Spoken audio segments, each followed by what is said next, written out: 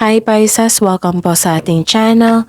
At ito ang inyong daily kabay tarot reading for November 23, 2024. Please be reminded kung naka-resonate kayo, comment down. Kung hindi kayo naka-resonate, ibigay nyo po sa iba kasi general reading po ito. This is for you Pisces ngayong November 23, 2024.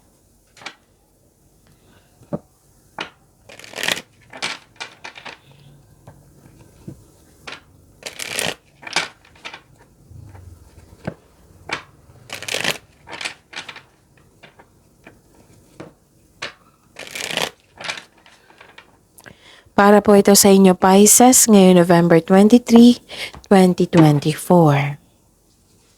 Maraming salamat po sa inyong patuloy na suporta at maraming salamat din po sa mga hindi nag-skip ng ads. Gamitin ang reading na ito bilang gabay lamang. Sa mga hindi po nag-subscribe, subscribe na po kayo at click bell notification para malaman nyo na may bago tayong video. Para sa mga gustong magpa-reading po, may lumabas dyan sa screen nyo ngayon. Panoorin nyo po at sundin ang instruction. Calling the attention sa mga suki ko dito na Pisces. Open na po inyong monthly kabay tarot reading for November 2024. May 6 months from now reading tayo at love life reading po. So message me Pisces for schedule. Maraming salamat po.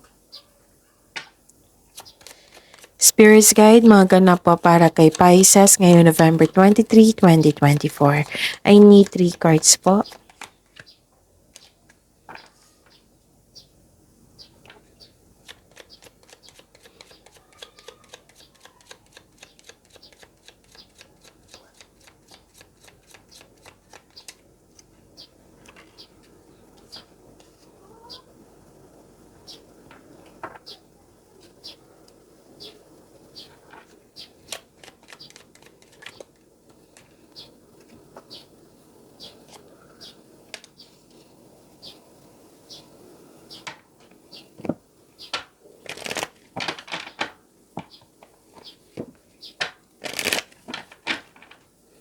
Spirits guides, angels, archangels, guardian angels. Message po para kay Pisces ngayong November 23, 2024.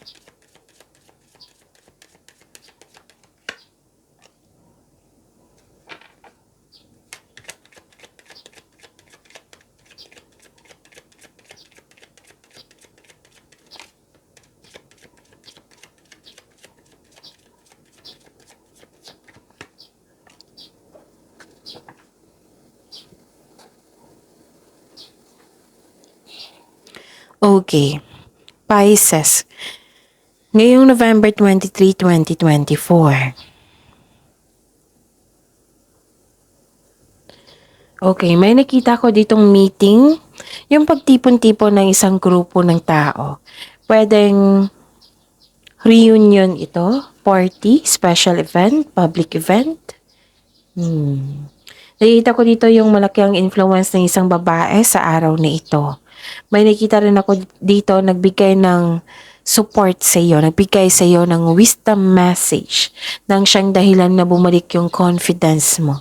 You're taking an action with courage na. Ganon. Pwedeng elders ito or mentor mo sa buhay.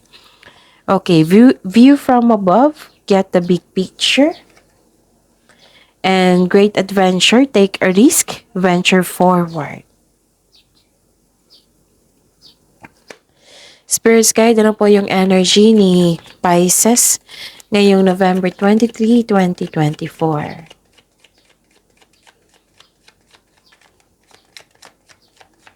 Pisces.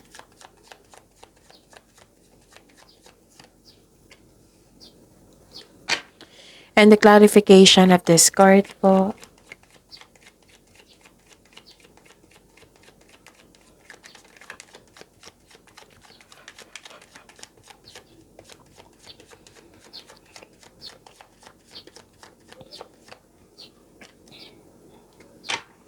Sa mga may oras dyan, kung gusto nyo po, panoorin nyo po yung last 4 days kabay tarot reading nyo po, yung sunod-sunod na date. Like for example, napanood nyo ito ngayong November 23, 2024. Panoorin nyo po yung 22, 21, 2019. Kung may nakita kayo or may narinig kayong repeating message, meaning to say, pinupush yan ng card sa inyo Na kasi ang ilan sa inyo na hindi binigyan ng attention. So, give attention po.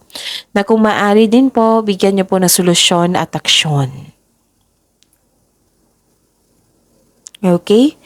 So, yun. Remember, Pisces, at the end of the day, alam mo na ikaw lang taong may kakayahan at responsable na gumawa ng sarili mong katotohanan at kinabukasan. So, ano yung energy mo ngayon, Pisces? Guarded ka?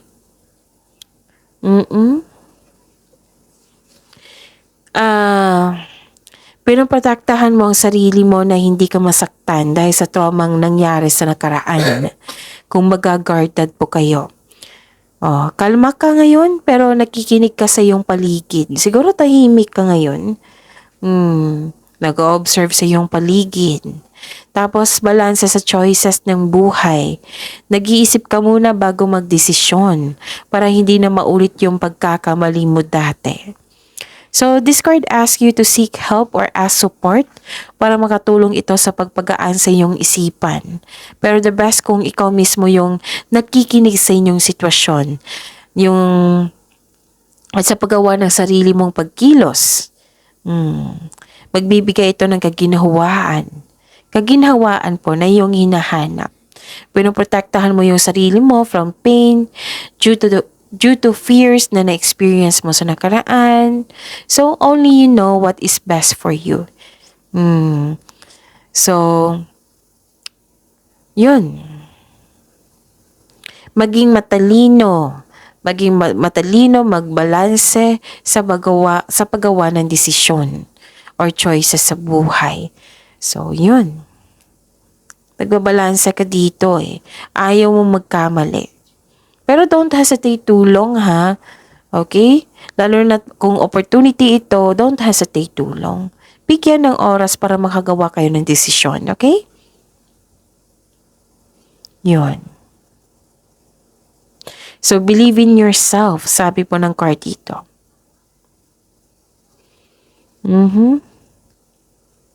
Magkaroon ng matibay na plano. Like for example, sa career ito, magkaroon ng konkretong plano. Iniiwasan mo talaga na magkaroon ng failure sa inyong iniisip ngayon. Kaya, nagbabalanse ka. So, don't hesitate too long. Listen to your intuition. Kung hindi nyo pa alam, mag-connect sa inyong intuition. I-search nyo po sa Google. And choose options that make sense on a gut level. Tapos, yun ha, don't hesitate too long. Baka kasi opportunity to. Naging defensive ang ilan sa inyo dito. Ayaw na talaga masaktan. Parang umiiwas ka rin. Umiiwas ka ng gulo, umiiwas ka ng confrontation. Ganon. So, yun. Ano pa? Nakikita ko rin dito na nagkaroon po ng abundance. Pero nagkaroon ng delay. May dumating na opportunity na hindi mo napansin, hindi mo ito nakita dahil you're trying too hard or nakafocus ka sa isang opportunity. So, ang sabi ng card niyo po dito, the universe asking you to loosen grip and relax. Mag-reconnect po kayo sa inyong energy, mag-reconnect po kayo sa inyong intuition, at mag-ask kayo ng divine assistance. So, kung magkaroon ng delay, habaan nyo pong pasensya nyo ha. Pero kung delay ito sa paggawa ng desisyon, wag talagang hesitate. Kumbaga, don't hesitate too long. Baka like for example, nag-iisip ka ng choices or decision from 8 a.m. hanggang 6 p.m. na ng gabi pero hindi ka pa nakapili. Hesitate ka pa rin. So meaning to say, hindi kayo gumagawa ng konkretong plano. And meaning to say, pwede din na hindi kayo nagtiwala sa inyong sarili. Believe in yourself. Okay? Magtiwala po. And may reminder ang card nyo po dito, Pisces, na ingatan nyo po ang kaperahan nyo. Kasi may nakita kong loss of money. Again, yung loss of money pwedeng ninakaw, pwedeng nawala, pwedeng nagasta, pwedeng na-damage. Basta may loss of money dito. So, yun ha. Pag-ingatan. Ingatan nyo po. Spirits Guide, Career and Money po ni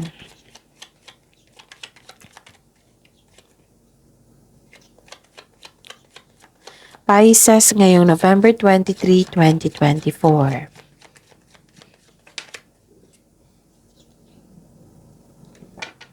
And the clarification of this card po.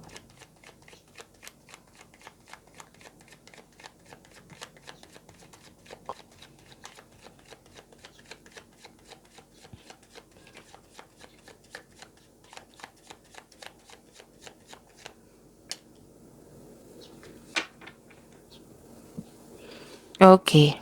Sa career and money nyo po. Nakikita ko dito. Oh, success. Wow. Success, new doors opening. Okay? May parating na opportunity. May ilan sa inyo natatakot mag-apply ng trabaho. Bakit naman? So, this card tells you na step forward, ipakita mo sa kanila na available ka at interested ka sa offered position. Sayang naman kung mawala yan. So, yun, ipakita mo na interested ka. Para to sa iyong sarili, para sa development mo. So, kaya yan. Okay? Tapos, increase confidence. Kailangan mo ng confidence ngayon. Kasi ang lumalapit dito sa iyo, opportunity. Huwag nyo nang pakawalan pa. Okay, huwag nyo pakawalan. Kasi alam na alam kung gusto mo yan. Pwede din may offer na new business po. This is a sign na mag-start ka to own a business. Okay. May sinabi ang card nyo po dito, Pisces. Makinig. Ang sabi po ng card dito, i-accept nyo po daw yung binigay sa inyo na opportunity, project ba yan, trabaho ba yan, and face it with confidence. Kasi naka-align to sa passion mo Alam na alam mo yung gagawin mo. Pagbutihin mo, tapos galingan mo itong opportunity na ito para magtagumpay. Kasi kung magkakaroon ito ng positive outcome, magkakaroon ng tagumpay, magbibigay ito ng maraming opportunity. Sunod-sunod yung opportunity. Like for example, sa isang produkto, or project. Okay, may binigay na project. So, literal na project. Okay. So, for example, project na binigay sa inyo. Na binigyan mo lang talaga ng time and effort yan. Na with clear intention, nagbigay ka talaga ng effort.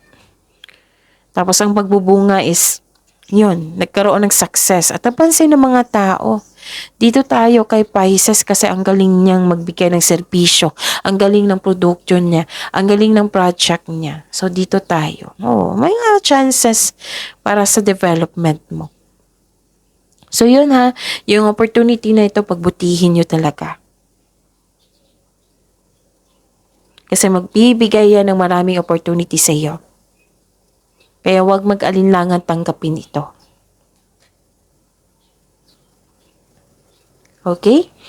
And nakita ko rin dito, Pisces, this card tells you na nasa next level ka na ng prosperity, na matagal mo nang hinintay. Kaya huwag mong palampansin itong pagkakataon nito. Posibleng dagdag trabaho or dagdag kaalaman. Yan mga dagdag na trabaho na yan, dagdag na kaalaman, magbibigay sa iyo ng maraming opportunities yan at pag-level up sa inyong prosperity. Increase your confidence, kailangan mong labanan ang takot mo, and this will lead you to grow and expand. So, grow and expansion to ha, pagbutihin nyo talaga. Work your skills. Expansion to Okay? Ano pa? Nakita ko rin dito, Pisces, na may may concern kayo sa isang tao na hindi marunong magbigay halaga. Nang dahil sa kanya, hindi naging stable yung emotion mo. Yun nga, dalawang card na nagsabi dito, Pisces, na takot o may alinlangan kang tanggapin yung leadership role. Takot o may alinlangan kang mag-lead kahit na ang iba ay naghingi sa iyo ng guidance. Mag-ingat din sa communication mo sa ibang tao. Baka kasi may masabi ka na hindi niya nagustuhan. Okay? Tapos, pwede din na-reject mo yung tao na gustong makipag-usap sa iyo. So yun na, yung leadership role, sayang naman. So pag-isipan nyo ng mabuti. Okay? Maraming humihingi sa inyo dito. It might be marami ka ng contribution dyan na naging successful. Kaya ang laki ng tiwala ng mga tao sa iyo. Okay? Palakasin nyo po yung sarili, palakasin yung confidence nyo. Spirits Guide, Love Life, Self-Love, Partnership, and Romance ni Pisces ngayong November 23, 2024.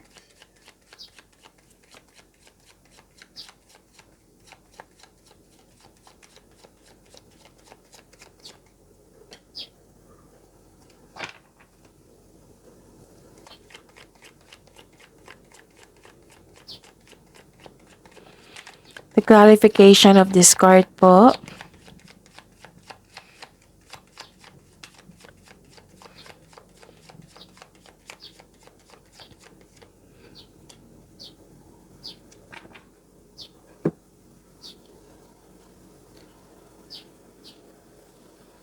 Maraming salamat po sa patuloy na tiwala at suporta sa ating channel. At maraming salamat din po sa mga hindi nag-skip ng ads. Okay.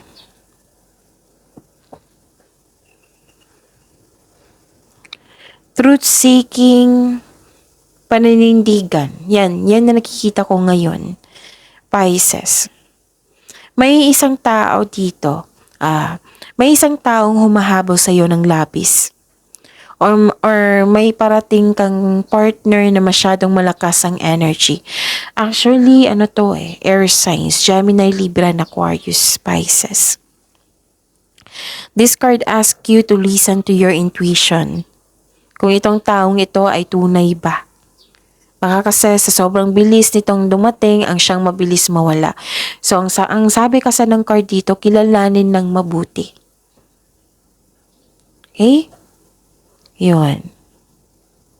Bumalik yung confidence nyo dito, Pisces. At the end of the day, bumalik yung confidence nyo. Sumisimbolo kasi ito lang katapangan at confidence. Maging careful lang po daw kayo sa paggawa ng desisyon. Sa paggawa at pinipiling desisyon. Nanindigan kayo dito, nakafocus kayo sa inyong sarili, sa inyong relasyon, sa connection sa isang tao.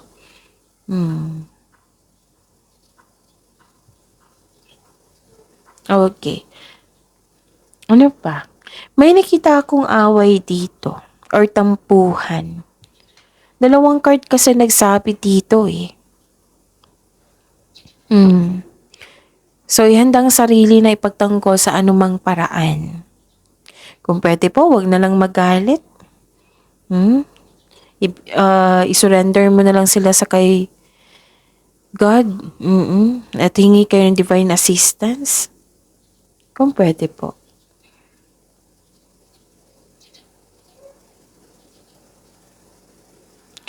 Nakikita ko rin dito na selos. May nakita kong selos po dito, inggit, competition, rivalry. May conflict po. So, dalawang card na po nagsabi dito, Pisces. Pwedeng nangyari na ito, pwedeng mangyayari ito ngayon, pwedeng nangyari na ito. Okay. Sa mga single, gusto mo munang makipag-date sa ilang tao bago pumasok sa exclusive relationship. Yung naniniguro ka.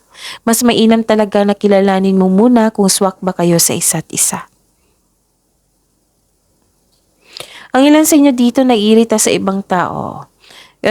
Pisces, kailan ka ba mabubuntis? O kailan ka magjojowa? Kailan ka ba magpakasal? O, ganon. Kailan mo ba ipakilala yan sa akin? Ganon. Ganyan na ganap, naiirita ka, pero hayaan mo lang sila. Okay? Baka ugali nila yun sa matagal ng panahon. So, bigyan na lang po ng pasensya, tapos umiwas na lang. Okay? So, yun. May selos ako nakikita dito eh. Ang ilan sa inyo magpapatayo ng bahay, structure. May nakita ko mapanilang na tao dito ha, mag-ingat kayo. So, mag-ask kayo sa inyong intuition kung sino yan. Pero malalaman mo yan eh, kasi mahilig yung magmanipula.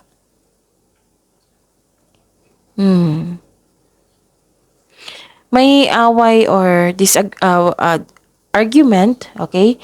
Dahil sa hindi pagsasang-ayon. May ganyan na nakikita. May ganyan ako nakikita. So yun, pagyamanin niyo yung blessings na binigay sa inyo dito, Pisces. See you tomorrow. Please like, subscribe, and click the button for notification para updated po kayo sa daily tarot reading natin. Maraming salamat po.